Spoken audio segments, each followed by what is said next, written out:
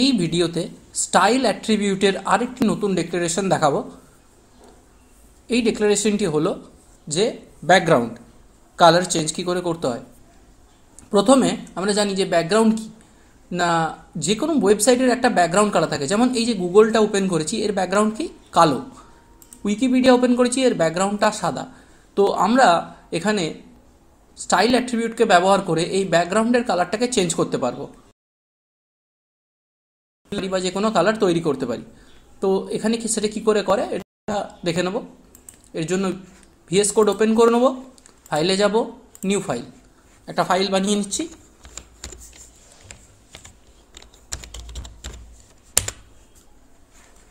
ফাইলটা ডেস্কটপে রাখছি, ক্রিয়েট ফাইল। ফাইল ক্রিয়েট হয়ে গেছে। বেসিক ট্যাগগুলো লিখে নেব।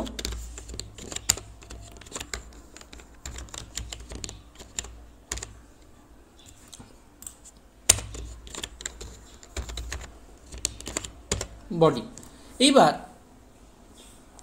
যেহেতু আমরা ওয়েবসাইটের বডি তৈরি করছি, তো বডির মধ্যেই কিন্তু কালারটা দিতে হয়। বডি বলতে বোঝায় গোটা ওয়েবসাইটে। যেমন আমি এখানে গুগল খুলছি, গুগল খুললে বুঝতে পারবো এই যে গুগল খুলেছে, এই গুগল খুলেছে এইটা গোটাটাই কিন্তু এর বডি। বডির মধ্যে কন্টেন্ট হচ্ছে কি গুগল, এই সার্চের জায়গাটা, জিমেল, ইমেজ, এগুলো হচ্ছে সব জিনিসগুলো। কিন্তু মেন যে পুরো পেজটা, এটা কি বলে বডির ভেতরে এইগুলো আসে। তাহলে বডির কালারটা যদি এই ব্যাকগ্রাউন্ড কালারটা চেঞ্জ করতে, তাহলে এটা বডির মেন পার্টের মধ্যে পড়ে।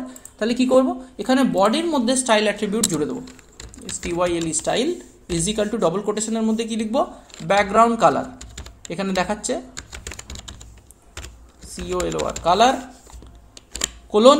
এবার কি লিখতে হবে, কালার নেম। কালার নেম লিখে দিচ্ছি পিঙ্ক, দিয়ে দিলাম, সেমিকোলন দিয়ে ডিক্লারেশন শেষ করে দিলাম। ফাইলে যাব, সেভ করব। এবার এই যে HTML ফাইলটি web.html ডবল ক্লিক করে ওপেন করে নেব। কি দেখছি না, পিঙ্ক কালারের ব্যাকগ্রাউন্ড এসছে। এর ভেতর একটু কিছু লিখি, তাহলে বুঝতে সুবিধা হবে। আমরা H1 ট্যাগ ব্যবহার করছি। এখানে H1